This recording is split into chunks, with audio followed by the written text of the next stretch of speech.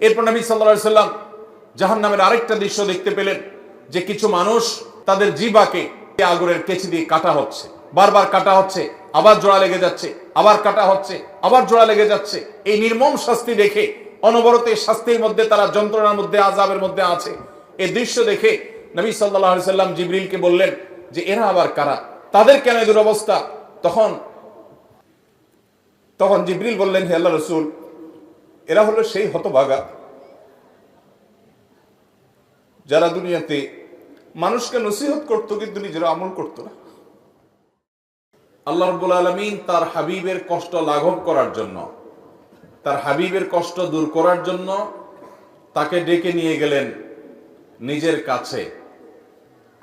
ঐতিহাসিক মেরাজ সংগঠিত হলো, ইসরা সংগঠিত হলো।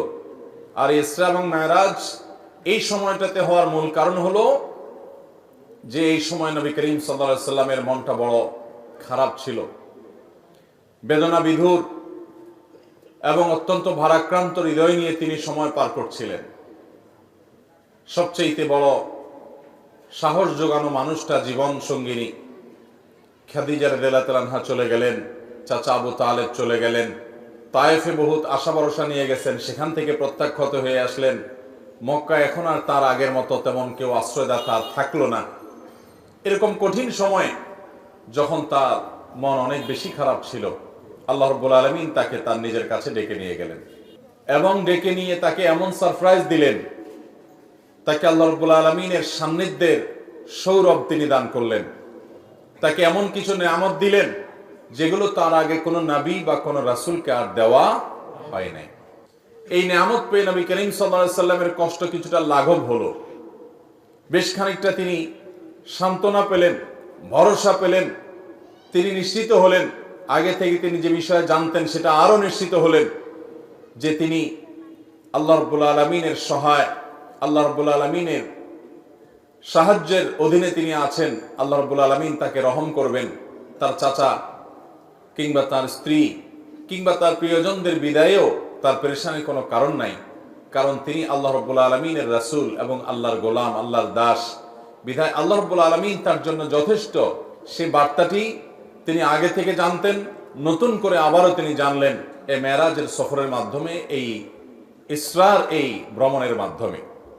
মোহতারাম হাজরিন, নবী করিম সাল্লাল্লাহু আলাইহি সাল্লামের মেরাজ এটা ছিল দুনিয়ার সকল যুক্তি, সকল বুদ্ধি এগুলোর ঊর্ধ্বে অলৌকিকত্বের চূড়ান্ত রূপ।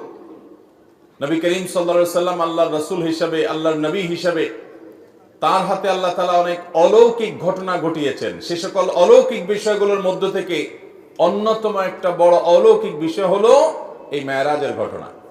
একজন মানুষ মক্কা থেকে, মসজিদে হারাম থেকে এক রাতের সামান্য কিছু সময়ের মধ্যে সুদূর ফিলিস্তিনে মসজিদুল আকসা পর্যন্ত যাওয়া, আবার সেখান থেকে সপ্ত আকাশ ভেদ করে, নবমণ্ডল সব ভেদ করে আল্লাহ রাব্বুল আলামিনের অনেক বড় বড় নিদর্শন, আয়াত মিনাল্লাহি তাবারাক ওয়া তাআলা, সেগুলো সব অবলোকন করে, জান্নাত জাহান্নামের বিভিন্ন দৃশ্য দেখে, আল্লাহর সাথে কথোপকথন করে, আল্লাহর কাছ থেকে ওহী নিয়ে, বিশেষ বিশেষ বিধিবিধান নিয়ে, আবার নবী রাসূলদের সাথে সাক্ষাৎ করে আবার মক্কায় চলে এসেছেন মাত্র একটি রাতের সামান্য কিছু মুহূর্তের মধ্যে।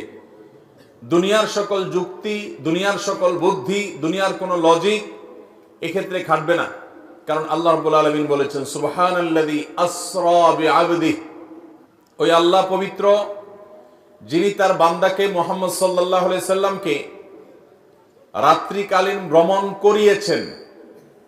নবী সাল্লাল্লাহু আলাইহি সাল্লামকে মসজিদে হারাম থেকে মসজিদে আকসা পর্যন্ত, যে মসজিদের চতুর্পাশে আল্লাহ তাআলা বারাকা দিয়ে রেখেছেন, এই ভ্রমণ নবী সাল্লাল্লাহু আলাইহি সাল্লামকে করিয়েছেন কে?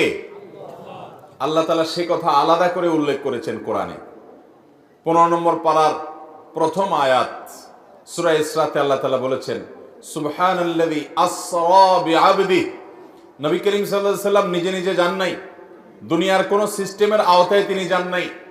আল্লাহ তাআলা জিবরিলকে পাঠিয়ে বোরাকটাকে শুধুমাত্র উপকরণ হিসাবে একটা মাধ্যম রেখে আল্লাহ তাআলা নিজে তাকে অলৌকিকভাবে এই ভ্রমণ করিয়েছেন। এই জন্য আল্লাহ তাআলা এই ভ্রমণের সম্বন্ধ তার নিজের সত্তার দিকে করে বলেছেন, সুবহান আল্লাযী আসরা বিআবদি, তিনি ওই সত্তা পবিত্র যিনি তার বান্দাকে রাত্রিকালীন এই ভ্রমণটা তিনি করিয়েছেন। তাহলে এই ভ্রমণের সম্বন্ধ আল্লাহ দিয়ে করা হয়েছে, তিনি নিজে করেছেন। আর আল্লাহ তাআলা সম্পর্কে ঈমানদার ঈমান হলো যে আল্লাহ তাআলা কাদির, তিনি যা চান তার সবকিছু তিনি কুন বললেই ফায়াকুন, সেটি হয়ে যায়। বিধায় মেরাজ এবং ইসরার ঘটনা নিয়ে যদি কোনো সন্দেহ সংশয় থাকে, বিশেষ করে ইসরা নিয়ে যদি কোনো সন্দেহ থাকে, তাহলে সেক্ষেত্রে কোরআনের প্রতি সন্দেহ করার নামান্তর, কারণ কোরআনে আল্লাহ তাআলা এই ঘটনা উল্লেখ করেছেন। মোহতারাম হাজরিন, নবী করিম সাল্লাল্লাহু আলাইহি সাল্লামের মেরাজের দুইটা পার্ট ছিল, দুইটা অধ্যায় ছিল। একটা পার্ট হলো ইসরা, আরেকটা পার্ট হলো মেরাজ। ইসরা শব্দের অর্থ হলো রাত্রিকালীন ভ্রমণ, রাতের সফর। আর মেরাজ এটা বলা হয় ঊর্ধ্বে গমনের মাধ্যমকে, সিঁড়িকে। তার মানে ঊর্ধ্বে গমন বোঝানো হয়েছে মেরাজ দিয়ে। নবী করিম সাল্লাল্লাহু আলাইহি সাল্লামের মেরাজের প্রথম অধ্যায়ে তিনি মসজিদে হারাম থেকে অলৌকিকভাবে আল্লাহ তাআলার কুদরতের মাধ্যমে তিনি বোরাক আরোহণ করে জিবরিলের সাথে চলে গেছেন মসজিদে আকসায়। মসজিদে আকসা থেকে আল্লাহ রাব্বুল আলামিনের নির্দেশে জিবরিল তাকে ঊর্ধ্বাকাশে নিয়ে গেছেন, নবমণ্ডল ভ্রমণ করে এনেছেন। এই পুরো সফরটাকে আমরা সংক্ষেপে মেরাজের সফর জানি, কিন্তু এর প্রথম অংশটি কোরআনে এসেছে, আর দ্বিতীয় অংশটি ঊর্ধ্বে গমন বিষয়টি অসংখ্য বিশুদ্ধ হাদিসে বর্ণিত হয়েছে। আহলুস সুন্নাহ ওয়াল জামাতের আকীদা এবং বিশ্বাসের অংশ হলো নবী সাল্লাল্লাহু আলাইহি সাল্লামের জীবনে মেরাজের ঘটনা ঘটেছে, সেটাকে মনে প্রাণে একজন ঈমানদার বিশ্বাস করবে, লালন করবে। রজব মাস আসলেই আমরা এই মাসে শবে মেরাজ আছে, সেটা অমুক তারিখে, এই জিনিসটা আমাদের দেশের প্রায় সব মানুষের কাছে সংবাদ মাধ্যমগুলো পৌঁছে দেয়। কিন্তু যেই সংবাদটা পৌঁছানো দরকার, যেই সংবাদটা পৌঁছানোর জন্য কোরআনে তাগিদ দেওয়া আছে, সেই সংবাদটা এদেশের শতকরা তো দূরের কথা, হাজারে একজন মানুষও জানে কিনা সন্দেহ। সেটা হলো রজব মাস হলো সম্মানিত 4 মাসের একটা। আল্লাহ তাআলা কোরআনে কারীমে বলেছেন, ইয়াসআলুনাকা আনিশ শাহরিল হারাম কিতালিন ফীহি কুল কিতালুন ফীহি কাবীর ইলা আখিরিল আয়া। আল্লাহ তাআলা অন্য আয়াতে বলেছেন, ইন্না ইদ্দাতাশ শুহুরি ইনদাল্লাহি 12 শাহরান ফী কিতাবিল্লাহ ইয়াওমা খালাকাস সামাওয়াতি ওয়াল আরদ মিনহা আরবাআতুন হুরুম। বছরে 12টি মাস আছে। এই 12 মাসের মধ্যে 4টি মাসকে আল্লাহ রাব্বুল আলামিন কোরআনে ঘোষণা দিয়েছেন সম্মানিত মাস। সেই সম্মানিত 4 মাসের একটি হলো এই রজব মাস। আমরা রজব মাস আসলে মেরাজের মাস এটা জানি, অথচ রজব মাস যে সম্মানিত 4 মাসের এক মাস, সম্মানিত মাস হিসেবে এই মাসে বিশেষ কিছু করণীয় বর্জনীয় আছে, সে বিষয়ে এদেশের বেশিরভাগ মুসলমান জানে। মুহতারাম হাজিরিন, এখন প্রশ্ন হলো যে এই মাসে কি আদৌ মেরাজ হয়েছে কিনা। এ বিষয়ে ঐতিহাসিক এবং হাদিস বিশারদ, হাদিস বিশ্লেষক, ওলামায়ে কেরামের প্রায় 16টির মতো মত আছে। কতটি মত আছে? 16টি মত। অনেক ইমাম বলেছেন নবী করিম সাল্লাল্লাহু আলাইহি সাল্লামের মেরাজ হয়েছে রজব মাসে। এর মধ্যে নির্দিষ্ট করে 27শে রজব, এই রাতে 27তম রাত রজব মাসের এই রাতে মেরাজ হওয়ার কথা বলেছেন ইমাম আব্দুল গনি আল মাকদিসি রাহিমাহুল্লাহ সহ আরো কয়েকজন হাতে গোনা ইমামগণ। আর এর বাইরে অনেক বড় বড় ইমাম, অনেক বড় বড় মুহাদ্দিস এবং ইতিহাসবিদগণ, তাদের মত অনুযায়ী নবী সাল্লাল্লাহু আলাইহি সাল্লামের মেরাজ হয়েছে অনেকের মতে রমজান মাসে, অনেকের মতে রবিউল আউয়াল মাসে, অনেকের মতে শাওয়াল মাসে। এক একজন এক এক মত দিয়েছেন এবং সেটি নবী সাল্লাল্লাহু আলাইহি সাল্লামের হিজরতের 1 বছর আগে হয়েছে, এই মতটি বেশিরভাগ মুহাদ্দিস এবং ওলামাদের মত। আবার অনেকে হিজরতের 4-5 বছর আগে হওয়ার মত দিয়েছেন।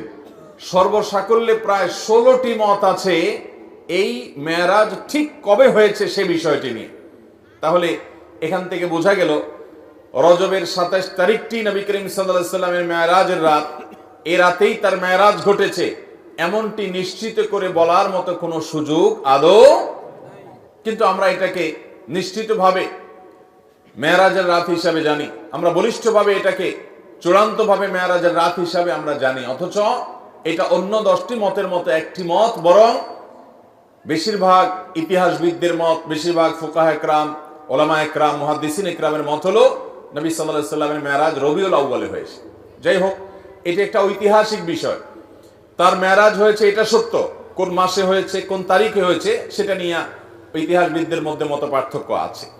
একজন ইমানদার হিসেবে কখন তার মেরাজ হয়েছে এই বিষয়টি আমাদের কাছে এতটা গুরুত্বপূর্ণ নয় যতটা গুরুত্বপূর্ণ নবী করিম সাল্লাল্লাহু আলাইহি সাল্লামের মেরাজে তিনি কি দেখেছেন, কেন তার মেরাজ হয়েছে, সেখান থেকে তার নিয়ে আসা শিক্ষাগুলো কি, সেখানে কি কি ঘটনা ঘটেছে, সেখান থেকে আমাদের নেয়ার বিষয় কি আছে, এটা হলো ইমানদার হিসেবে আমাদের জন্য গুরুত্বপূর্ণ। নবী সাল্লাল্লাহু আলাইহি সাল্লামের মেরাজের তারিখ, ক্ষণ, সন এটা যদি এত গুরুত্বপূর্ণ হতো তাহলে বুখারীতে, মুসলিমে, তিরমিজিতে, আবু দাউদে, নাসাইতে বিভিন্ন হাদিসের কিতাবে নবী সাল্লাল্লাহু আলাইহি সাল্লামের মেরাজের তারিখ, তার সন এগুলো খুব গুরুত্বের সাথে উল্লেখ করা হতো। নবী সাল্লাল্লাহু আলাইহি সাল্লামের জীবনে অনেক ঘটনা ঘটেছে, যেই ঘটনাগুলোর তারিখ, সন, ক্ষণ এগুলোকে সাহাবীরা এত বেশি গুরুত্বের সাথে সংরক্ষণ করার ব্যাপারে তারা বিশেষ নজর দিতেন না। যত বেশি নজর দিতেন নবী করিম সাল্লাল্লাহু আলাইহি সাল্লামের ওই ঘটনার মূল শিক্ষণীয় বিষয় কি সেদিকে। অতএব মোহতারাম হাজরিন, আমাদেরকে জানতে হবে যে আমাদের নবী সাল্লাল্লাহু আলাইহি সাল্লাম মেরাজে গিয়ে কি দেখেছেন। তিনি মেরাজে গিয়ে যে বিষয়গুলো দেখেছেন এর ভিতরে একটা বিষয় হলো তিনি জিবরিলকে দেখেছেন। জিবরিল ফেরেশতাকে তিনি তার আপন যে সুরত, তার আসল যে রূপ, সেই রূপে তিনি দেখেছেন। বিভিন্ন বর্ণনা দ্বারা প্রমাণিত যে জিবরিলকে আল্লাহ রাব্বুল আলামিন কতগুলো ডানা দিয়েছেন? 600 ডানা, এবং তার এক একটি ডানা এক প্রান্ত থেকে অপর প্রান্ত যতদূর মানুষের চোখ যায় ততদূর পর্যন্ত বড়। এত দীর্ঘ, এত বড় বৃহৎ 600 ডানা আল্লাহ তাআলা তাকে দিয়েছেন। জিবরিলের যে আসল রূপ, মহা সৃষ্টি আল্লাহ তাআলার, যে জিবরিল আয়াতুম মিন আয়াতিল্লাহ, আল্লাহর অসংখ্য নিদর্শনের মধ্যে জিবরিলের অস্তিত্ব একটা নিদর্শন। এটিকে নবী সাল্লাল্লাহু আলাইহি সাল্লাম মেরাজে তার আসল রূপে দেখার সুযোগ পেয়েছেন, এটি ছিল একটি। নবী করিম সাল্লাল্লাহু আলাইহি সাল্লামের মেরাজে তিনি আরো যা দেখেছেন তার মধ্যে দ্বিতীয় হলো বোরাক তিনি দেখেছেন। বোরাক একটি বাহন। এই বোরাক এটা ঘোড়া এবং গাধা এগুলোর সমজাতীয় কাছাকাছি পর্যায়ের এক ধরনের একটা বিশেষ বাহন, যে বাহনের সমজাতীয় আরেকটা বাহন পৃথিবীতে নাই। এটা নবী করিম সাল্লাল্লাহু আলাইহি সাল্লামের জন্য আল্লাহ তাআলা স্পেশাল পাঠিয়েছেন। যদি আল্লাহ তাআলা চাইলে তাকে সরাসরি উপরে তুলে নিতে পারতেন, কিন্তু আদ-দুনিয়া বিল ওয়াসাইল লা বিল ফাদাইল, দুনিয়াতে সবকিছু ওসিলা এবং মাধ্যম দিয়েই হয়। এইজন্য আল্লাহ তাআলা এই বাহনটা ব্যবহার করেছেন। আল্লাহ তাআলা এই বাহনের মুখাপেক্ষী না, এটা ছাড়াও তিনি তার বান্দাকে নিতে পারতেন। তো এই বোরাকের সাক্ষাৎ নবী সাল্লাল্লাহু আলাইহি সাল্লামের সাথে হয়েছে। আমাদের দেশে অনেক ঘর বাড়িতে দেখবেন, অনেক দোকানে দেখবেন বিভিন্ন বড় বড় এরকম ছবি টাঙানো আছে, যে ছবিতে লেখা আছে নবীজির বোরাক।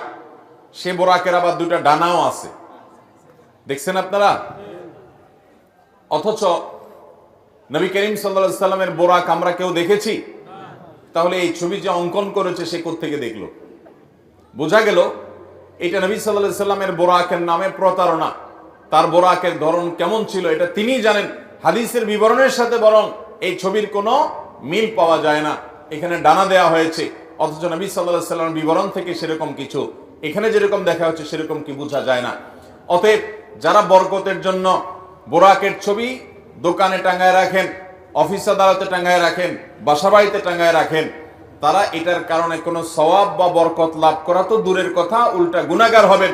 কারণ নবী সাল্লাল্লাহু আলাইহি সাল্লাম বলেছেন বুখারীর হাদিস, লা তাদখুলুল মালাইকাতু বাইতান ফিহি কালবুন আও সূরা, যে ঘরে কুকুর থাকে অথবা কোন প্রাণীর আকৃতি থাকে, ছবি থাকে, সেখানে আল্লাহর রহমতের ফেরেশতা প্রবেশ করবে।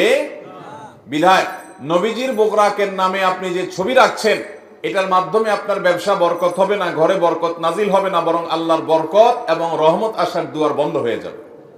আল্লাহ তাআলা আমাদেরকে নেক্সট সূরাতে শয়তানের এই ধোঁকা থেকে বেঁচে থাকার তৌফিক দান করুন। তাহলে নবী সাল্লাল্লাহু আলাইহি সাল্লাম মেরাজে গিয়ে দ্বিতীয় যে বিষয়টি দেখেছেন সেটা হলো বোরাক, আল্লাহর বিশেষ এক সৃষ্টি, যেটা আমরা কেউ দেখি নাই, তিনিও আর তার আগে দেখেন নাই, তারপরে আর দেখেন নাই। একটা বিশেষ সৃষ্টি, বিশেষ একটা বাহন, যেটার উপরে করে আল্লাহ তাআলা তাকে ভ্রমণ করিয়েছেন, রাত্রিকালীন ভ্রমণ। তৃতীয়ত তিনি যা দেখেছেন তা হলো তিনি প্রতিটি আসমানে আল্লাহর একজন বিশেষ নবীর সাথে সাক্ষাৎ করেছেন। আল্লাহর যে সমস্ত নবীরা দুনিয়া থেকে বিদায় হয়ে গেছেন, মারা গেছেন, নবীগণ দুনিয়া থেকে চলে যাওয়ার পরও একটা বিশেষ হায়াত, বিশেষ একটা জীবন তারা লাভ করেন। আল্লাহ রাব্বুল আলামিন তাদেরকে অদৃশ্যের জগতে সে অলৌকিকভাবে এক এক আসমানে আল্লাহ তাআলা এক একজন নবীর সাথে নবী করিম সাল্লাল্লাহু আলাইহি সাল্লাম আমাদের রাসূলের সাক্ষাৎ ঘটিয়েছেন।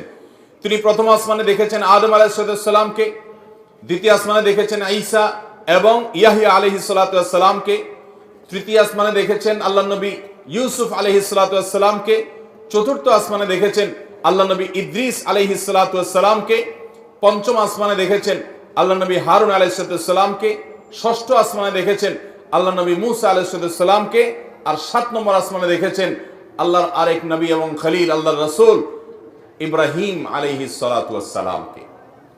তো আল্লাহ তাআলা আমাদের প্রিয় নবী সাল্লাল্লাহু আলাইহি সাল্লামকে এতজন উলুল আজমি মিনার রসুল, বড় বড় রাসূলের সাথে, আল্লাহর বড় বড় নেককার বান্দাদের সাথে, নবীদের সাথে, যারা দুনিয়াতে আল্লাহর মিশন নিয়ে তাওহীদের দাওয়াত নিয়ে এসেছেন, বহু গ্লানি পোহায়েছেন, তাদের সাথে আমাদের নবীজি সাক্ষাতের সুযোগ করে দিয়েছেন।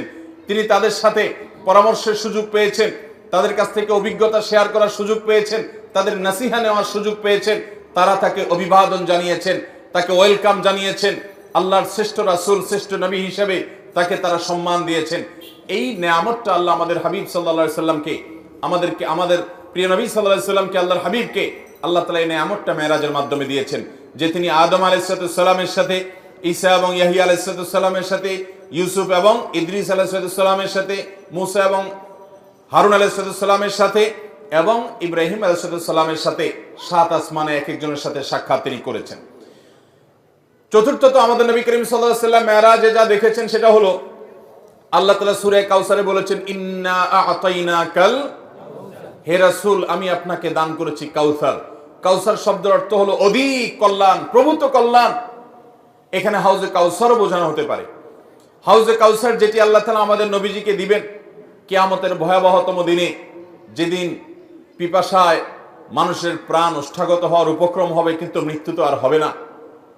সেই ভয়াবহ কঠিন সময়ে আল্লাহ রাব্বুল আলামিন তার হাবিবকে হাউজে কাউসার দান করবেন এবং হাউজে কাউসারে অজস্র পরিমাণে এটা থেকে পান করার জন্য পাত্র থাকবে। তার তত্ত্বাবধানে সেখান থেকে পানি পান করানো হবে। তিনি তার উম্মতের মধ্য থেকে যারা সুন্নাহকে আঁকড়ে ধরেছে, বিদআত থেকে যারা দূরে থেকেছে, শিরক থেকে যারা দূরে থেকেছে, তাওহীদ যারা মজবুত করেছে, আকীদা ঈমান যারা বিশুদ্ধ করেছে, প্রতিটা আমলে সুন্নাতে রাসূলকে জেনে জেনে আমল করেছে, বিদআতকে ছুঁড়ে ফেলে দিয়েছে, এ আল্লাহর বান্দাদের জন্য যারা নবী সাল্লাল্লাহু আলাইহি সাল্লামের দুনিয়া থেকে যাওয়ার পর তার দ্বীনের মধ্যে পরিবর্তন করে নাই, কোন রকম বিদআত সংযোজন করে নাই, কোন বিয়োজন করে নাই, এই মানুষগুলোকে নবী সাল্লাল্লাহু আলাইহি সাল্লাম সেদিন হাউজে কাউসার থেকে পানি পান করাবেন। সেই হাউজে কাউসার আল্লাহ রাব্বুল আলামিন মেরাজে নিয়ে জিবরিলের মাধ্যমে নবীজিকে দেখিয়েছেন, তাকে দেখার সুযোগ করে দিয়েছেন যে এই সেই হাউজ, যে হাউজ আপনাকে দান করা হবে কিয়ামতে ভয়াবহ সময়ে আপনি যখন মানুষকে পানি পান করাবেন, সেটা তিনি মেরাজে অবলোকন করেছেন।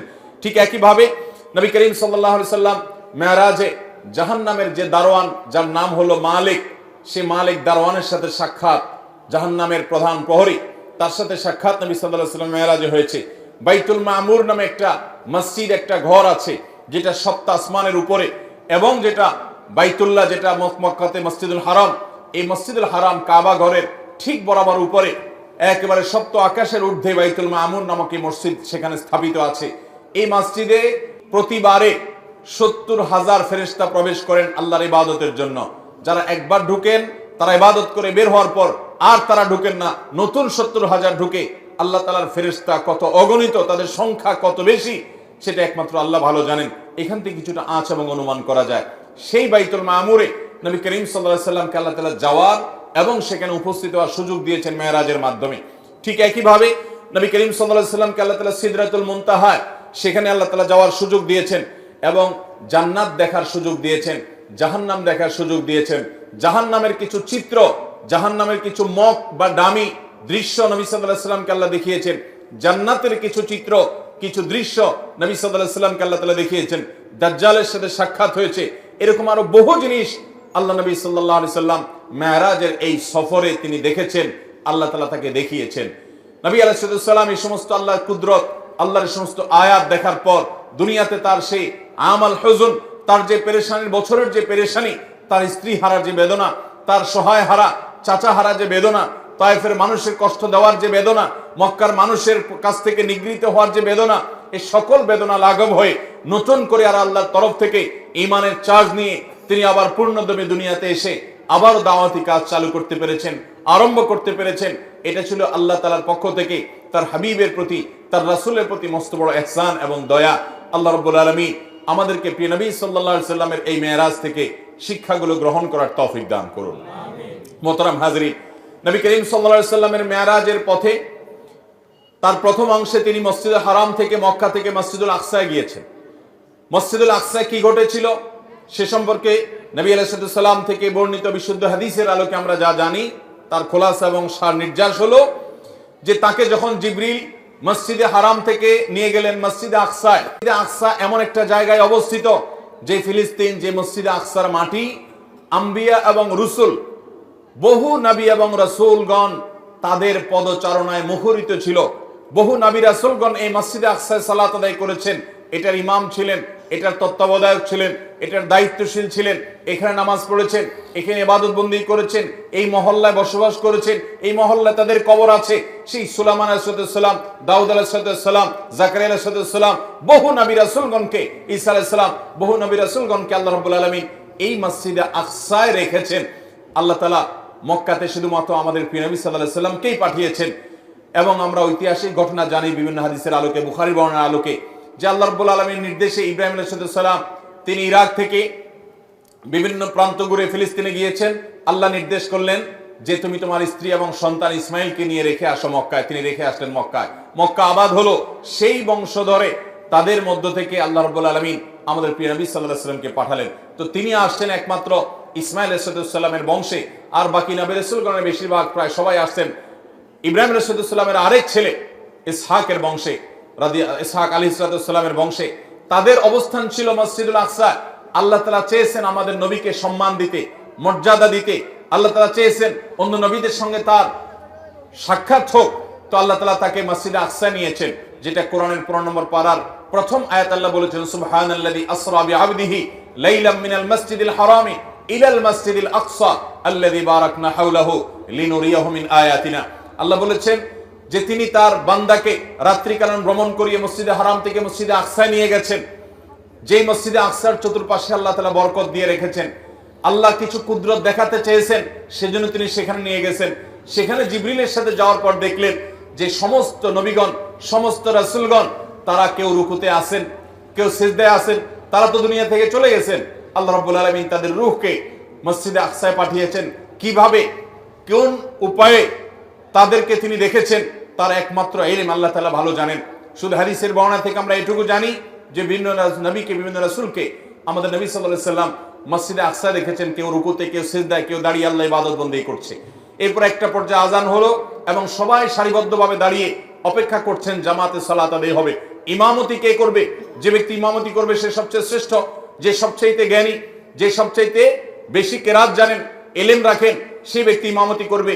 নবী আলাইহিস সালামের হাদিসও আছে, ওয়ালিয়া উম্মুকুম আকরাউকুম আও আলামুকুম, তোমাদের মধ্যে সবচেয়ে বেশি ইলম যারা আছে, সবচেয়ে বেশি কোরআনের জ্ঞান যারা আছে, সেই ইমামতি যেন করে। তো এখন নবীগণ সবাই অপেক্ষা করছেন যে ইমামতি কে করবে। সবাই অপেক্ষমান, কেউ ইমামতি করতে যাচ্ছেন না, কেউ কাউকে সাধছেও না। ঠিক এমন সময় জিবরিল আলাইহিস সালাম আল্লাহর হাবিব সাল্লাল্লাহু আলাইহি সাল্লামকে, আমাদের প্রিয় নবী সাল্লাল্লাহু আলাইহি সাল্লামকে নিয়ে এসে হাজির হলেন এবং তাকে জিবরিল বললেন আপনি সামনে যান ইমামতি করেন। তখন আমাদের নবীজির ইমামতিতে, তার নেতৃত্বে সমস্ত নবী রাসূলগণ মসজিদে আকসাতে সালাত আদায় করলেন। এইভাবে আল্লাহ রাব্বুল আলামিন প্রমাণ করলেন যে তিনি সাইয়্যিদুল আম্বিয়া ওয়াল মুরসালিন, সকল নবী এবং রাসূলদের শ্রেষ্ঠ এবং সেরা, যার কারণে তাকে দিয়ে আল্লাহ তাআলা সবার ইমামতি করেছেন সাল্লাল্লাহু আলাইহি ওয়াসাল্লাম। মুহতারাম হাজরিন, এরপর নবী করিম সাল্লাল্লাহু আলাইহি ওয়াসাল্লামকে আল্লাহ রাব্বুল আলামিন জাহান্নাম এবং জান্নাতের বিশেষ কিছু দৃশ্য দেখিয়েছেন মেরাজের সফরে। সেগুলো কি ছিল? জাহান্নামের বিশেষ কিছু আযাব, বিশেষ কিছু শাস্তি আল্লাহ রাব্বুল আলামিন নবী সাল্লাল্লাহু আলাইহি ওয়াসাল্লামকে দেখিয়েছেন। এই শাস্তিগুলো সেই সকল অপরাধের, যে অপরাধগুলো অন্য অনেক অপরাধের চাইতে অনেক বেশি ভয়াবহ। এর মধ্যে একটা হলো গীবত। একবার নবী করিম সাল্লাল্লাহু আলাইহি ওয়াসাল্লাম এই মেরাজের সফরের কোন একটা মুহূর্তে তিনি জিবরিলের সাথে যাচ্ছেন। জিবরিল তাকে দেখালেন যে এ হলো জাহান্নাম, যেখানে আল্লাহর অবাধ্যরা, পাপিষ্ঠরা, যাদেরকে এই ঠিকানায় আসতে হবে, অনন্তকাল কাফেররা এখানে জ্বলতে থাকবে, শাস্তি হতে থাকবে, মৃত্যু হবে না, শুধু শাস্তি এবং কষ্ট ভোগ করতে থাকবে। এর মধ্যে জাহান্নামের একটা দৃশ্য নবী সাল্লাল্লাহু আলাইহি ওয়াসাল্লাম এর চোখে পড়লো। তিনি দেখতে পেলেন যে কিছু লোক, তাদের হাতে অনেক বড় বড় নখ, এই নখগুলো সাধারণ কোনো নখ নয়, এগুলো লোহা পিতলের নখ, অনেক বড় বড়। তারা সেগুলো দিয়ে তাদের মুখ আঁচড়াচ্ছে এবং বুক আঁচড়াচ্ছে এবং সেখান থেকে রক্তক্ষরণ হচ্ছে। তাদের এই নির্মম শাস্তি, এই কষ্ট, এটা স্বয়ংক্রিয়ভাবে হচ্ছে এবং তাদের এই জ্বালা যন্ত্রণা কষ্ট হচ্ছে, এটা তারা ইচ্ছাকৃত করছেন তা নয়, বরং অটোমেটিক সেট হয়ে আছে যে তাদের এই হাতে থাকা লোহা বা পিতলের নখ দিয়ে তাদের নিজের মুখ নিজেরা খাবলাচ্ছে, নিজের বুক তারা খাবলাচ্ছে, ছিলে ফেলছে এবং সেখান থেকে রক্ত ঝরে পড়ছে, কষ্ট হচ্ছে। নবী সাল্লাল্লাহু আলাইহি ওয়াসাল্লাম জিজ্ঞাসা করলেন জিবরিলকে, এরা কারা, কেন তাদের শাস্তি হচ্ছে? তখন জিবরিল বললেন, এরা হলো সেই অপরাধী যারা দুনিয়াতে যেখানে সেখানে বসে গীবত শিকায়াত করত, মানুষের পেছনে মানুষের দুর্নাম করত, মানুষের পেছনে সমালোচনা করত। কারোর দোষ হয়তো আছে, কিন্তু সেই দোষটা তার সামনে না বলে পেছনে অন্যদের কাছে বলে বেড়াতো। এই অপরাধের কারণে তাদের এই শাস্তি হচ্ছে এবং এই শাস্তি তাদের হতেই থাকবে দীর্ঘকাল পর্যন্ত।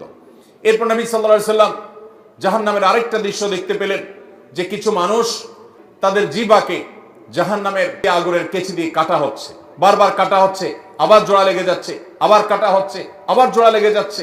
এই নির্মম শাস্তি দেখে, অনবরত শাস্তির মধ্যে তারা যন্ত্রণার মধ্যে, আযাবের মধ্যে আছে, এই দৃশ্য দেখে নবী সাল্লাল্লাহু আলাইহি ওয়াসাল্লাম জিবরিলকে বললেন যে এরা আবার কারা, তাদের কেন এই দুরবস্থা?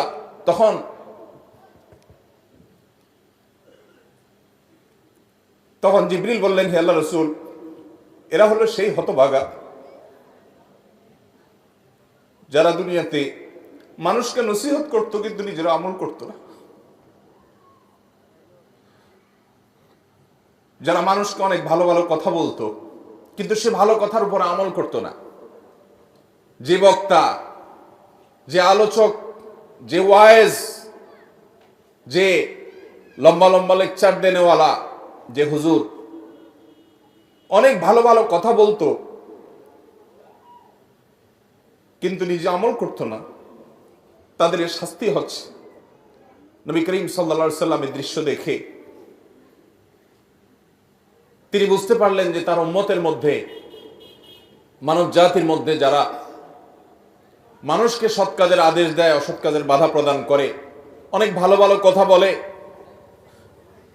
অথচ সে কথা অনুযায়ী আমল করে না, এই হতভাগা, এই কপাল পোড়া, এই খারাপ মানুষগুলোর জন্য শাস্তি।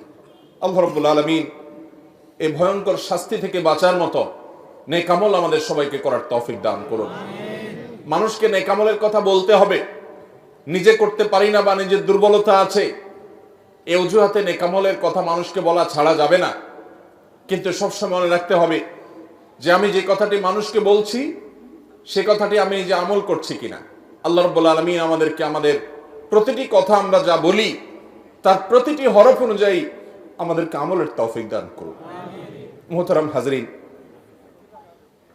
নবী করিম সাল্লাল্লাহু আলাইহি সাল্লামকে জাহান্নামের আরো একটি দৃশ্য দেখানো হয়েছে। তিনি দেখতে পেলেন যে কিছু মানুষ খুব নোংরা, আবর্জনা, ময়লা, এই জাতীয় জিনিসগুলো খাচ্ছে। এই খাওয়া কোনো সুখকর খাওয়া নয়, এই খাওয়া কোনো তৃপ্তিদায়ক খাওয়া নয়, এটা শাস্তিমূলক খাওয়া, এটা স্বয়ংক্রিয় খাওয়া, খেতে বাধ্য হচ্ছে তারা এবং তাদের কষ্ট হচ্ছে, যন্ত্রণা হচ্ছে, আযাব। নবী সাল্লাল্লাহু আলাইহি ওয়াসাল্লাম জিজ্ঞাসা করলেন এই শাস্তি কেন হচ্ছে? তখন জিবরিল বললেন, হে আল্লাহর রাসূল, এরা দুনিয়াতে গীবত শিকায়াত করত, মানুষের পেছনে তাদের লাগালাগি করত, মানুষের পেছনে শত্রুতা করত, সমালোচনা করত। হয়তো কেউ চায়ের দোকানে বসে, কেউ হয়তো বাড়িতে এক মহিলা আর এক মহিলার পেছনে, হয়তো এক দোকানদার অন্য দোকানের পেছনে, হয়তো বা একজন আলেম আরেক আলেমের পেছনে, এক মানুষ অন্য মানুষের পেছনে ষড়যন্ত্র করত, দোষ চর্চা করত, গীবত করত। তাদেরকে নোংরা খাদ্য খেতে বাধ্য করা হচ্ছে, এটা তাদের পরম এবং করুণ শাস্তি।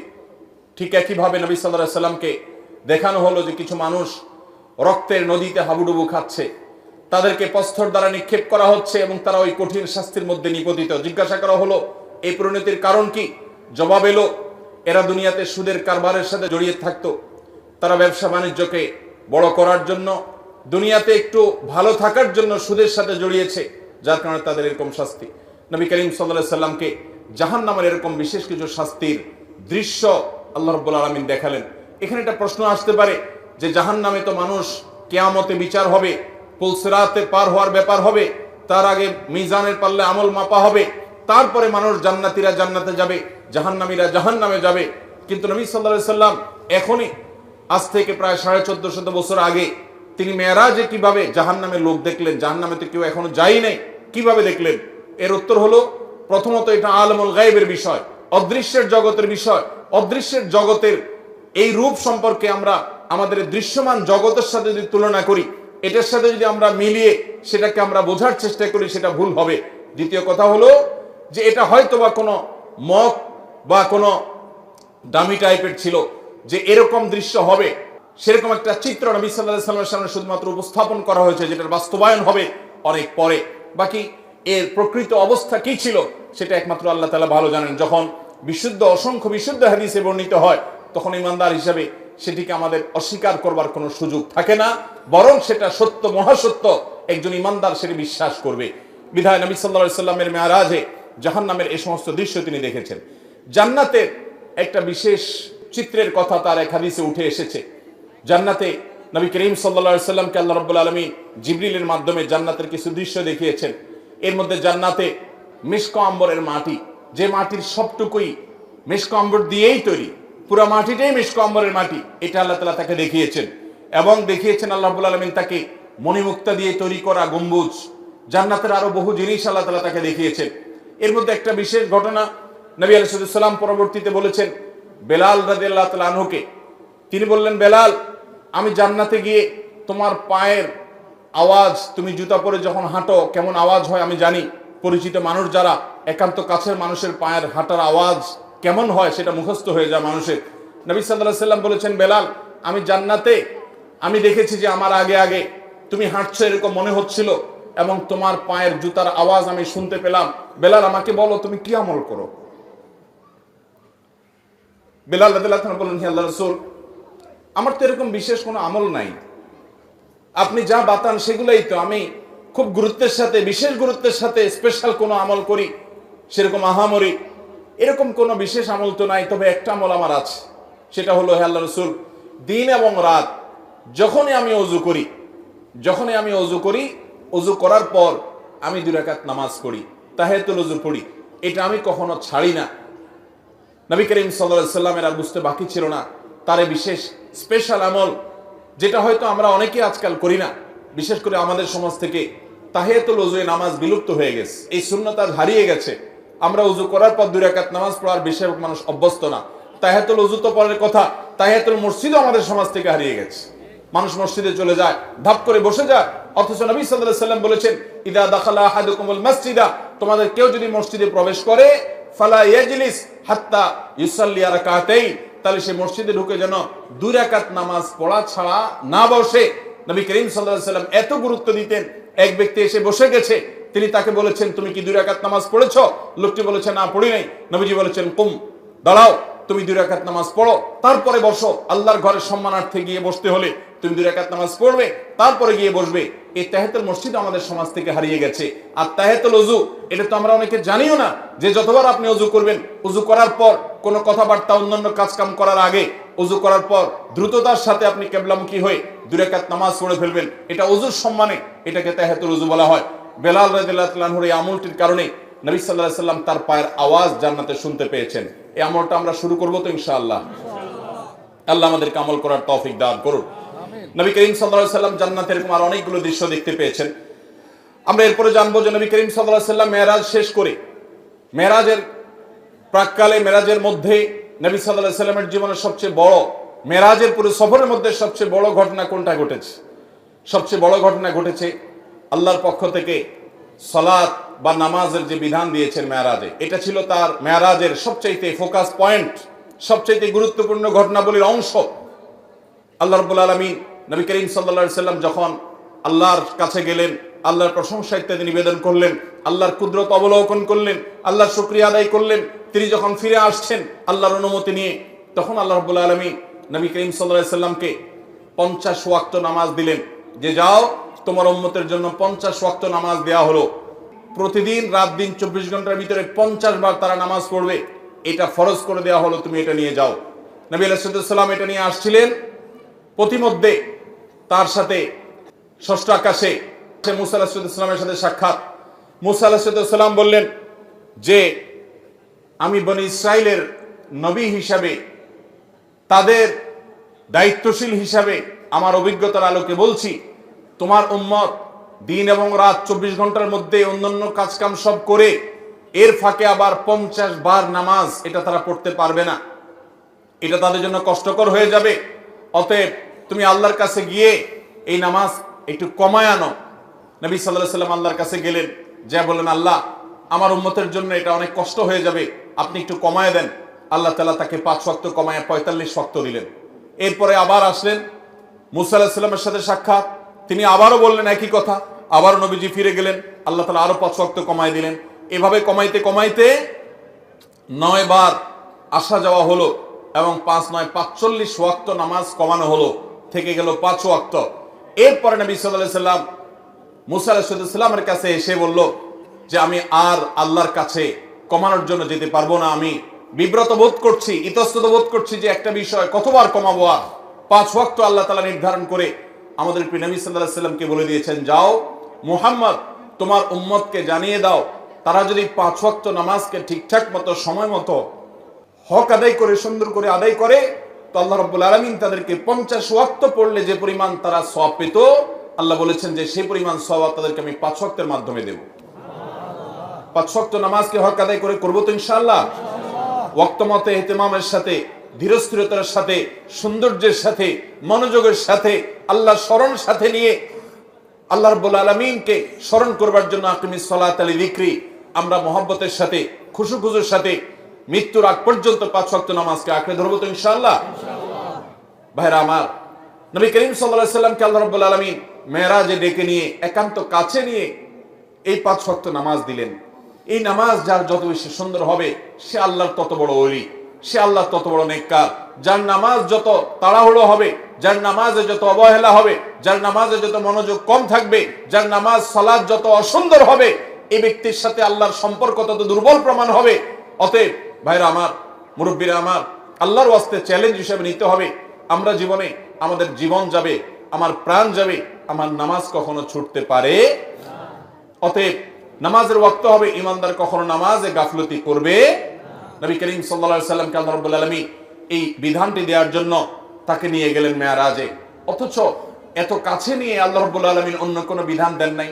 রোজার বিধান আল্লাহ তাআলা জিবরিলকে দিয়ে পাঠিয়ে দিয়েছেন, যাকাতের বিধান জিবরিলকে দিয়ে পাঠিয়ে দিয়েছেন, হজের বিধান আল্লাহ রাব্বুল আলামিন জিবরিলকে দিয়ে পাঠিয়ে দিয়েছেন, ইসলামের অন্য সমস্ত বিধিবিধান, ফরজ নির্দেশগুলো কোরআনের আয়াত নাজিল করেছেন, জিবরিলকে দিয়ে পাঠিয়েছেন। 5 ওয়াক্ত নামাজ এত গুরুত্বপূর্ণ, এত গুরুত্বপূর্ণ যে আল্লাহ তাআলা তার নবীকে ডেকে নিয়ে গেছেন নিজের কাছে, একান্তে ডেকে নিয়ে নিজে সরাসরি এই নামাজের নির্দেশ দান করলেন। এই জন্য ভাইরা দেখবেন আমাদের প্রিয় নবী সাল্লাল্লাহু আলাইহি ওয়াসাল্লাম তার জীবনে নামাজের গুরুত্ব কেমন ছিল। তিনি যখন মৃত্যু সজ্জায় দুনিয়া থেকে বিদায় নেওয়ার ঠিক আগ মুহূর্ত যখন চলছে, জীবন সায়ান্নে, এরকম কঠিন একটা পরিস্থিতিতে তিনি প্রচন্ড অসুস্থ, জ্বরে, অসুস্থতায় বারবার তিনি বেহুশ হয়ে যাচ্ছিলেন। তিনি পানি আনাচ্ছিলেন, হুঁশ আসার সাথে সাথে একটু হুঁশ ফিরে এসেছে, সাথে সাথে পানি আনালেন এবং পানি ঢাললেন, ওযু করলেন, মুখে পানি ঢাললেন, শরীরে পানি ঢাললেন, ঢালার পরে কিছুটা আরাম বোধ করলেন, আবার সেন্সলেস হয়ে গেল। এরপরে আবার যখন হুঁশ আসলো, তিনি জিজ্ঞাসা করলেন লোকেরা নামাজ পড়ে ফেলেছে কিনা। বলা হল, না আল্লাহ রাসূল, সবাই অপেক্ষা করছে আপনার ইমামতিতে নামাজ পড়বে, এদিকে আপনি অসুস্থ। এই কথা বলার পর তিনি আবার সেন্সলেস হয়ে গেলেন, আবার পানি ঢালা হলো, একটু সেন্স আসার সাথে সাথে আবারও একই কথা, মানুষেরা কি নামাজ পড়ে ফেলেছে। নবী করিম সাল্লাল্লাহু আলাইহি সাল্লামকে এই কষ্টের চোটে তিনি বেহুশ হয়ে যাচ্ছেন বারবার। যখন এই পানি ঢেলে তাকে একটু আরাম দিয়ে একটু হুঁশে ফিরে আনা হচ্ছিল, হুঁশে আসার সাথে সাথে তার প্রশ্ন, সবাই নামাজ কি পড়ে ফেলেছে। এরপরে যখন তিনি মোটামুটি একটু স্টেবল হলেন, নামাজ পড়ার মতো হলেন, কিন্তু উঠে গিয়ে মসজিদে নববীতে যারা গেছেন মদিনাতে জানেন, নবীজির মিম্বর এবং তার কবর, এই কবর এবং মিম্বর, কবরটা ছিল তার বাসা, তার হুজরা, তার উম্মুল মুমিনিনদের হুজরা, আয়েশা রাদিয়াল্লাহু আনহার হুজরা, ওখান থেকে তার মিম্বর সামান্য কয়েক গজ দূরত্ব, এই প্যান্ডেলের এই মাথাও হবে না, অল্প একটু জায়গা, এটুকু জায়গা নবী সাল্লাল্লাহু আলাইহি সাল্লাম পায়ে হেঁটে নামাজ পড়ার মতো ক্ষমতা ছিল না। এত দুর্বল হয়ে গেছেন, এত অসুস্থ, বারবার সেন্সলেস হচ্ছিল। তখন তিনি আব্বাস এবং আলী রাদিয়াল্লাহু তাআলা আনহুমা দুইজন সাহাবীকে ডেকে দুইজনের কাঁধে দুই হাত দিয়ে শরীরের সবটুকু ভার তাদের উপরে ছেড়ে দিয়ে দুটা পাকে মাটির সাথে টানতে টানতে, মাটির সাথে হেসরাতে হেসরাতে তিনি মিম্বরের কাছে আসলেন। কিন্তু ইমামতি করার মতো শক্তি শরীরে নাই। তিনি ইশারা দিলেন, মুরু আবু বকর ইউসাল্লি বিন নাস, তোমরা আবু বকরকে বলো ইমামতি করে যেন নামাজ পড়ায়। নবীজির সে শক্তি ছিল না। অথচ ভাইরা, মাসআলা আমরা সবাই জানি, এরকম অসুস্থ যদি কেউ হয় তার জন্য মসজিদে আসা কি জরুরি? এত অসুস্থ হলে তিনি তো বাসায় নামাজ পড়তে পারেন। কিন্তু আমাদের প্রিয় নবী সাল্লাল্লাহু আলাইহি সাল্লাম, তার কাছে নামাজ এত গুরুত্বপূর্ণ ছিল, সালাত এত গুরুত্বপূর্ণ ছিল যে বারবার হুঁশ চলে যাচ্ছে, সেন্সলেস হয়ে যাচ্ছে, হুঁশ ফিরে আসার সাথে সাথে আবারও একই কথা, নামাজ নামাজ, এবং ইমামতি করে নামাজ পড়ার মতো ক্ষমতা নাই। তারপরেও তিনি বাধ্য হয়ে যখন আবু বকর রাদিয়াল্লাহু তাআলা আনহু হিম্মত করছিলেন না তার সামনে ইমামতি করার, তখন নবী সাল্লাল্লাহু আলাইহি সাল্লাম নিজে ইমামতি করলেন কষ্ট করে। তার পিছনে সাহাবায়ে কেরাম জামাতের সাথে নামাজ পড়লেন। নামাজের গুরুত্ব দেখেন ভাইরা আমার। খলিফাতুল মুসলিমিন ওমর ফারুক রাদিয়াল্লাহু তাআলা আনহু, তাকে যখন ফিরোজ আল লুলু নামে অগ্নিপূজক নরাধম ফজরের নামাজের ইমামতি করতে এসেছেন, তিনি খঞ্জরের আঘাতে তাকে যখন পরাস্ত করলো, অনেকগুলো আঘাত করেছে খলিফাতুল মুসলিমিনকে। তিনি নামাজের প্রথম রাকাত শেষ করেছেন, দ্বিতীয় রাকাতে তাকে আঘাত করে যখন জমিনে ফেলে দিয়েছেন, তখন সে ফিরোজ আল লুলু নামক অগ্নিপূজক নরাধম, এই কাফের, সে পালানোর চেষ্টা করছিল। সাহাবীরা তাকে থামানোর চেষ্টা যখন করেছে, বহু সাহাবীকে সে আঘাত করেছে। বিভিন্ন বর্ণনা থেকে বোঝা যায় 7 জন সাহাবী ওই জায়গায় উপস্থিত, ওই অবস্থায় মৃত্যুবরণ, শাহাদাত বরণ করেছেন। এবং এরপর অন্যান্য সাহাবীদেরকে বারবার সে খঞ্জর দিয়ে আঘাত করছিল। একটা পর্যায়ে সাহাবায়ে কেরাম একটা চাদর দিয়ে তার মুখ পেঁচিয়ে ফেলে তাকে পরাস্ত করে ফেলে।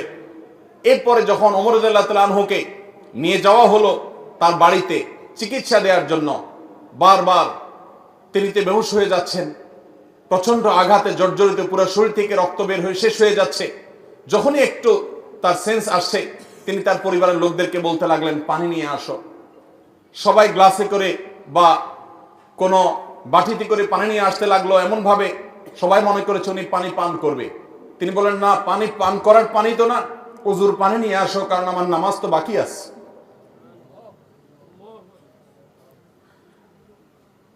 ওযু করে তারপরে লোকদেরকে নির্দেশ করলেন নামাজের আয়োজন করার জন্য। ভাইরা আমার, নামাজের গুরুত্ব আজ মুসলমান আমরা বুঝি না।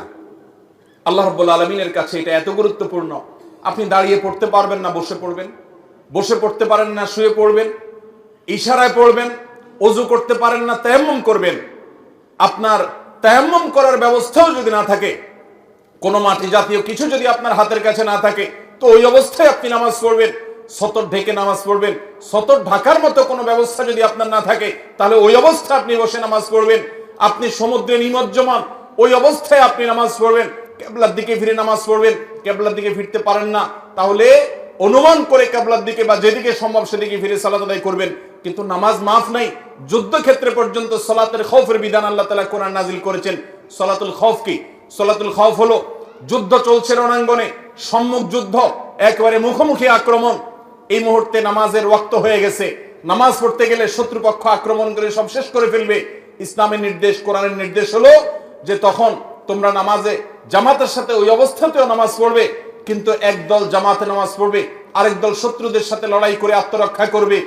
একদল যারা ইমামের সাথে নামাজ পড়ছে, তারা 1 রাকাত নামাজ শেষ করে, 1 রাকাত সালাত শেষ করে তারা চলে যাবে যুদ্ধে। যারা তখন যুদ্ধ করছিল, তারা এসে ইমামের পিছনে আবার দাঁড়িয়ে তারা 1 রাকাত পড়বে। তারা তাদের 1 রাকাত শেষ করে আবার চলে যাবে। 1 রাকাতের মাঝখানে যাওয়া জায়েজ নাই। কিন্তু যুদ্ধক্ষেত্রে সালাতুল খৌফের বিধান এটা জায়েজ আছে, যে তোমার জীবন রক্ষা করতে হবে, তোমার নামাজও রক্ষা করতে হবে। ইমানদার কখনো কোনো যুক্তিতে নামাজ ছাড়ার মতো কোনো সুযোগ, কোনো পরিস্থিতি, কোনো অবস্থা ইমানদারের জীবনে থাকতে পারে না, কারণ নামাজের চাইতে গুরুত্বপূর্ণ কোনো বিধান ইসলামে আর মোহতারাম হাজিরিন, আল্লাহ রাব্বুল আলামিন এই নামাজের গুরুত্ব আমাদেরকে বোঝার তৌফিক দান করুন। ভাইরা আমার, নবী সাল্লাল্লাহু আলাইহি সাল্লাম যখন কোনো পেরেশানিতে পড়তেন, কানা ইদা হাযাবাহু আমরুন ফাযাআ ইলা সালাহ, কোন পেরেশানিতে যখন পড়তেন তিনি নামাজের দিকে ধাবিত হতেন। তিনি বলতেন আরিহনা বিহা ইয়া বেলাল, ও বেলাল নামাজের আযান দাও, নামাজের জন্য সবাইকে ডাকো, ব্যবস্থা করো, আমাকে প্রশান্ত করো। তিনি শান্তি পাইতেন নামাজে। আর আমাদের নামাজ হয়ে গেছে আমাদের সবচেয়ে বড় বোঝা। আল্লাহ রাব্বুল আলামিন আমাদেরকে 5 ওয়াক্ত নামাজ জীবনের তরে গুরুত্বের সাথে আদায় করার তৌফিক দান করুন। চেষ্টা করবো তো ইনশাআল্লাহ। আমরা যখন দীর্ঘ সময় নিয়ে সিজদা করব, দীর্ঘ সময় নিয়ে আমাদের রবকে আমরা রুকু করব, দীর্ঘ সময় নিয়ে দাঁড়িয়ে যখন আমরা আল্লাহর প্রশংসা জ্ঞাপন করব, ভাইরা আমার, আল্লাহর জমিনের সবচেয়ে তৃপ্তিদায়ক মুহূর্তের দেখা আমরা পাবো। আপনি যখন তাহাজ্জুদে ভোর রাতে সবাই যখন ঘুমিয়ে থাকে, তখন উঠে যখন ওযু করে আপনি আল্লাহর দরবারে দাঁড়িয়ে যাবেন এবং লম্বা সময় নিয়ে আলহামদুলিল্লাহি রাব্বিল আলামিন পড়বেন, আর রহমানির রহিম, আমার রবের পরিচয় আপনি যখন দিবেন, আপনি যখন আল্লাহর সাথে কথা বলবেন। সালাতকে সহিহ মুসলিমের হাদিসে নবী সাল্লাল্লাহু আলাইহি সাল্লাম বলেছেন, বান্দা যখন নামাজ পড়ে ফাইন্নাহু ইউনাজি রাব্বাহু, তখন সে শুধু নামাজ পড়ে না, সে তার রবের সাথে কথোপকথন করে। অতএব 5 ওয়াক্ত নামাজের গুরুত্ব দেব তো ইনশাআল্লাহ।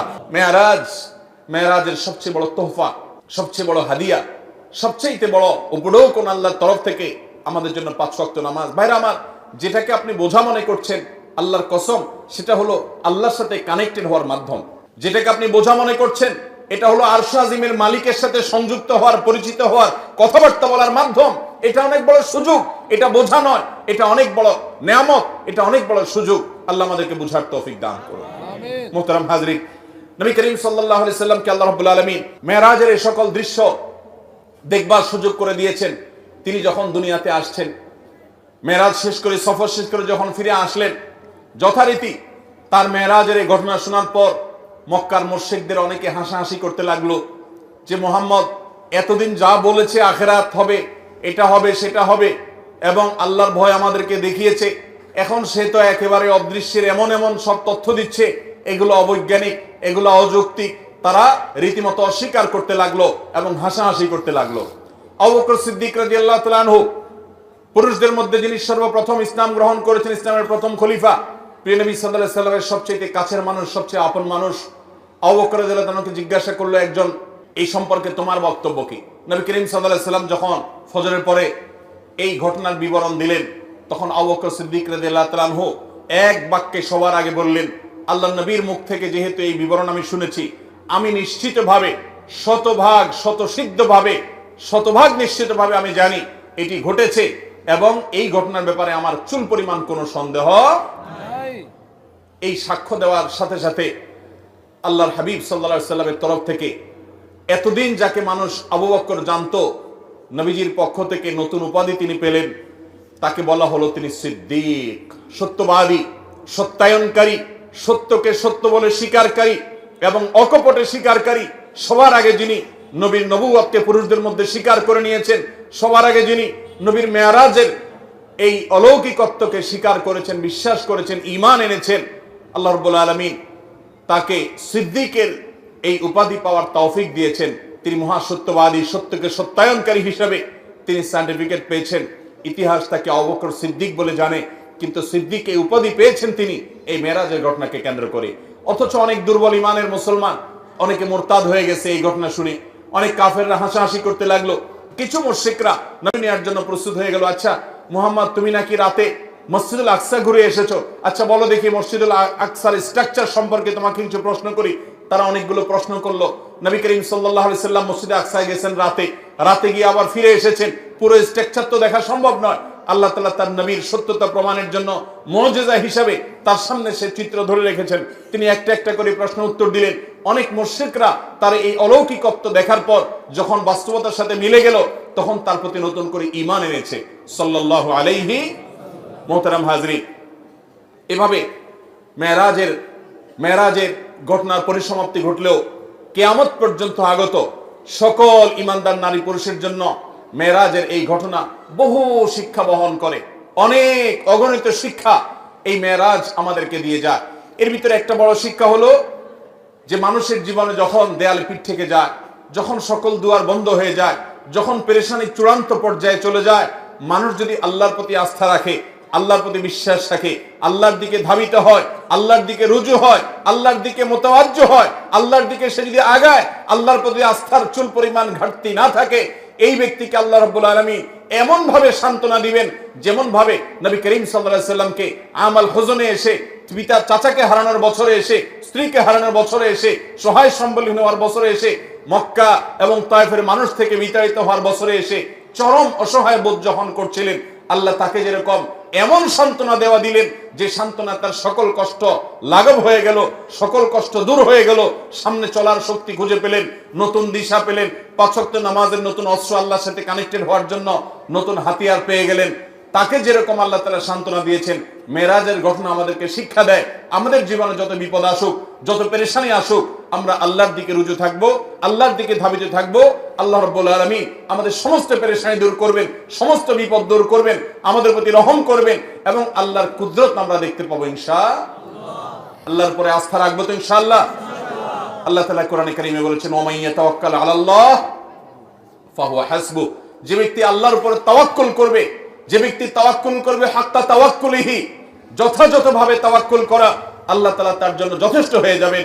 আল্লাহ রাব্বুল আলামিন এখনো আছেন, তার কুদরত আছে, অনন্তকাল পর্যন্ত অপরিবর্তিতই থাকবে।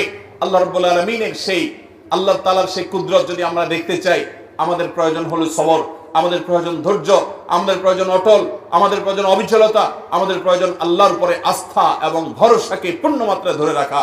আল্লাহ তাআলা আমাদের সবাইকে সেই তৌফিক দান করুন। মেরাজের যে সকল বিষয় আমাদের শিক্ষা হিসাবে পাই, তার মধ্যে থেকে অন্যতম গুরুত্বপূর্ণ একটা বিষয় হলো 5 ওয়াক্ত নামাজ, যেটা বলছিলাম এতক্ষণ, যে এই নামাজটা এত গুরুত্বপূর্ণ নির্দেশ যে অন্য নির্দেশ দেওয়ার জন্য আল্লাহ নিজের কাছে ডেকে নেন নাই, কিন্তু এই নির্দেশ দেওয়ার জন্য আরশ আজিমের মালিক তার নিজের কাছে ডেকে নিয়ে গেছেন। এই নামাজ কখনো ছাড়বো? আল্লাহ আমাদের সবাইকে 5 ওয়াক্ত সালাত সারা জীবন গুরুত্বের সাথে আঁকড়ে ধরে রাখার তৌফিক দান করুন। চেষ্টা করবো তো ইনশাআল্লাহ। ভাইরা আমার, এর বাইরে রজব মাস, এই মাসে মেরাজের ঘটনা সংঘটিত হোক বা অন্য মাসে সংঘটিত হোক, ইতিহাস যেটাই থাকুক, ঘটিত হয়েছে, এটাই সংঘটিত হয়েছে, এটাই বড় কথা। তারপরও এই মাসের বিশেষ করণীয় আছে, বেশিরভাগ মুসলমানরা আমরা জানি না। এই মাসটা সম্মানিত 4 মাসের একটি মাস। আল্লাহ রাব্বুল আলামিন এই মাসকে সম্মান দিয়েছেন। সম্মানিত 4 মাসের বাকি 3 মাস কোনটা? বাকি 3টা ধারাবাহিক মাস, সালাতুল মুতাওয়ালিয়াত, 3টা ধারাবাহিক মাস। তার প্রথমটি হলো জিলকদ, এরপরটা হলো জিলহজ, এরপরটা হলো মুহররম। জিলকদ, জিলহজ, মুহররম 3টা ধারাবাহিক মাস। আর রজব ও মুদর আল্লাযী বাইনা জুমাদা ওয়া শাবান, আর রজব মাস যেটা এখন আমরা পার করছি, বাংলাদেশের বেশিরভাগ মুসলমানরা রজব মাস 2, 4, 5 দিন, 10 দিন, 20 দিন, এমনকি গোটা মাস শেষ হয়ে যায়, জানেও না যে আগের মাস জুমাদা সানিয়া মাসের সাথে এই মাসের একটা পার্থক্য আছে। আগের মাসটা সাধারণ জেনারেল মাস, কিন্তু এটা সম্মানিত মাস।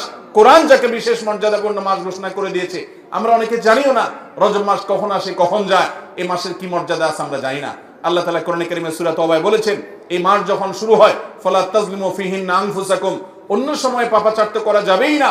সম্মানিত মাসের সম্মান রক্ষার্থে যে কোনো পাপ, অপরাধের কাজ, গুনাহের কাজ থেকে বাঁচার জন্য একটু বিশেষভাবে চেষ্টা করতে হবে। এই রজব মাসে যে কোনো পাপ করতে গিয়ে যদি আপনার বুক একবারও আপনার ভেতর থেকে যদি আপনাকে বাধা দেয়, তাহলে বুঝতে হবে আপনি এই মাসের সম্মান অন্তত জেনেছেন, অনুধাবন করেছেন। এই ধারণাই আমাদের সমাজ থেকে বিলুপ্ত হয়ে গেছে। আল্লাহ তাআলা আমাদেরকে সম্মানিত মাসের সম্মান রক্ষা করার তৌফিক দান করুন। ভাইরা আমার, এর বাইরে সম্মানিত মাসে যুদ্ধ বিগ্রহ করাকে আল্লাহ তাআলা নিষেধ করে দিয়েছেন। আমরা ঝগড়াঝাটি থেকে বেঁচে থাকার চেষ্টা করব। এই ছাড়া এই মাসে অন্যান্য রুটিন যে 5 ওয়াক্ত নামাজ ইত্যাদি আছে, অন্য সময়ের চাইতে এই মাসের বিশেষ গুরুত্বের সাথে করবে। এর বাইরে শবে মেরাজের আমল বলতে কোনো কিছু আছে কিনা, এটা একটা বড় প্রশ্ন। আমরা যখনই রজব মাস শুরু হয়, তখনই আমরা জিজ্ঞাসা করতে থাকি আলেমদের কাছ থেকে যে শবে মেরাজের নামাজ কিভাবে পড়ব, এই শবে মেরাজের আমলটা কি। শবে মেরাজ উপলক্ষে সারা রাত জেগে ইবাদত করা এবং শবে মেরাজ উপলক্ষে 26তম দিন পার হয়ে 27তম রাত যখন শুরু হয়, তখন সাহরি খেয়ে 27 রজবে রোজা রাখা, এটা আমাদের সমাজে বহুল প্রচলিত। অথচ ভাইরা আমার, যেটা আমরা শুরুতে বলেছি, রজব মাসের 27 তারিখে নবী সাল্লাল্লাহু আলাইহি ওয়াসাল্লামের মেরাজ হয়েছে, এমনটি নিশ্চিত কোনো বিষয় নয়। নবীজির মেরাজ হয়েছে, সেটা মহাসত্য, সেটা চরম সত্য। সেটা কি রজবে হয়েছে, না জুমাদাল, নাকি সেটা রবিউল আউয়ালে হয়েছে, নাকি রমাদানে হয়েছে, নাকি শাওয়ালে হয়েছে, 15-16টি মত আছে ইতিহাসবিদদের।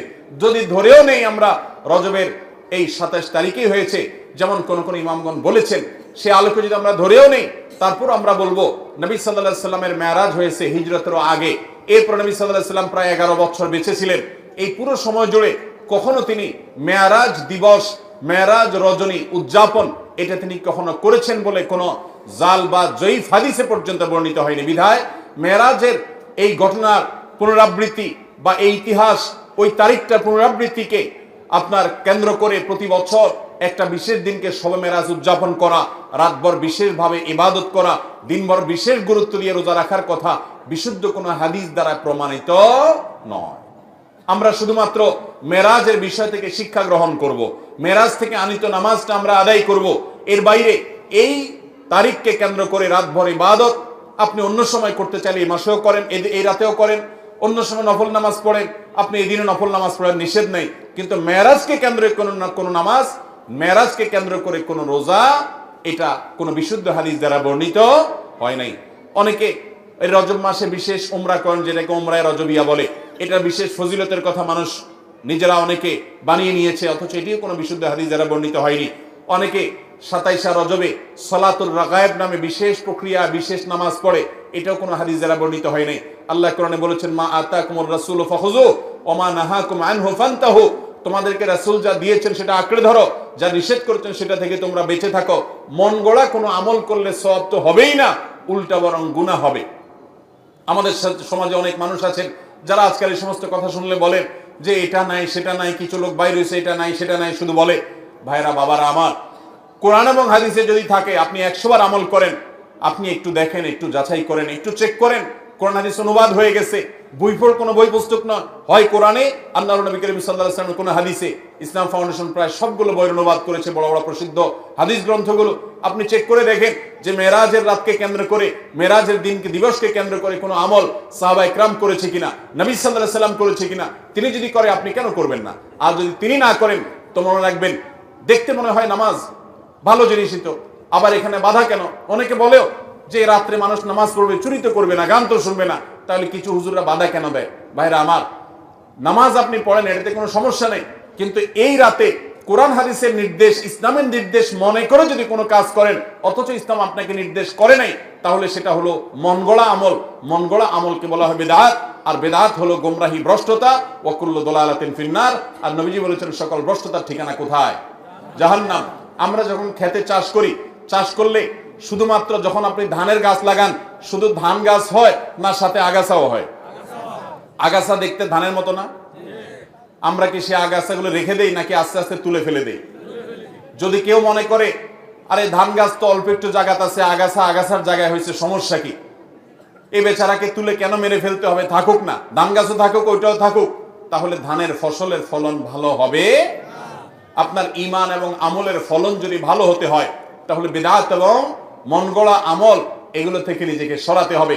আপনি এমনি নিজে থেকে নফল আমল করেন, সেটা ভিন্ন কথা, কিন্তু বিশেষ কোন দিবসে কোরআন হাদিসে আছে বা ইসলামের নির্দেশ মনে করে, বিশেষ ফজিলত মনে করে যখন করবেন, তখন সে বিদআতে পর্যবসিত হবে। অতএব মেরাজ এটাকে উদযাপন নয়, আসুন মেরাজকে উপলব্ধি করার চেষ্টা করি। মেরাজকে ঘটা করে পালন করা নয়, বরং মেরাজের শিক্ষাগুলো দিয়ে আমাদের জীবনকে আমরা সাজাবার চেষ্টা করি। চেষ্টা করবো তো ইনশাআল্লাহ। আল্লাহ রাব্বুল আলামিন আমাদের সবাইকে মেরাজের এই গুরুত্ব বুঝার তৌফিক দান করুন। এই মেরাজের অন্যতম বড় শিক্ষা হলো আমাদের প্রিয় নবী সাল্লাল্লাহু আলাইহি সাল্লামের মর্যাদা কত বেশি। এই মেরাজ থেকে আমরা উপলব্ধি করার সুযোগ পাই, কারণ তিনি তার হাবিবকে ডেকে নিয়ে গেছেন এবং অন্য নবীদের সাথে সাক্ষাৎ করিয়েছেন, নবী এবং রাসূলদের ইমামতি করিয়েছেন। এতগুলো বিষয় দিয়ে আল্লাহ তাআলা প্রমাণ করেছেন তার হাবিবের মর্যাদা কত বেশি। সেই সাথে মসজিদে আকসা এবং বাইতুল মাকদিসের যে মর্যাদা অনেক বেশি, সেটাও কিন্তু এই মেরাজের ঘটনা থেকে বোঝা যায় যে আল্লাহর হাবিবকে আল্লাহ তাআলা সেখানে প্রথমে নিয়ে গেছেন এবং বলেছেন কোরআনে যে তার চতুর্পাশে আল্লাহ তাআলা বারাকা দিয়েছেন। অতএব আমরা মেরাজের এই সকল শিক্ষাগুলো আমরা অর্জন করার চেষ্টা করব তো ইনশাআল্লাহ। এই শিক্ষাগুলো ধারণ করব তো আমরা ইনশাআল্লাহ। আল্লাহ আমাদেরকে তৌফিক দান করুন। মোহতারাম হাজরিন, মসজিদে আকসায় যদি কেউ 1 রাকাত সালাত আদায় করে, বিভিন্ন রকম বর্ণনা আছে, কোন কোন বর্ণনা আছে আল্লাহ রাব্বুল আলামিন তাকে 500 রাকাত নামাজের সওয়াব দান করবেন। বহু নবী রাসূলগণ যে মসজিদের ইমাম ছিলেন, মুয়াজ্জিন ছিলেন, মুক্তাদি ছিলেন, সেই মসজিদে আল্লাহ রাব্বুল আলামিন জীবন আর মৃত্যুর আগে আমাদেরকে একবার হলেও যাওয়ার তৌফিক দান করুন। অভিশপ্ত ইহুদিদের হাত থেকে দখল মুক্ত করে এই মসজিদকে মুসলমানদের অধীনে এনে মুসলমানদেরকে গোটা পৃথিবী থেকে যাওয়ার তৌফিক আল্লাহ তাআলা দান করুন। সবার চেষ্টা করবো তো ইনশাআল্লাহ। আস-সুন্নাহ ফাউন্ডেশন, উম্মার স্বার্থে সুন্নাহর সাথে।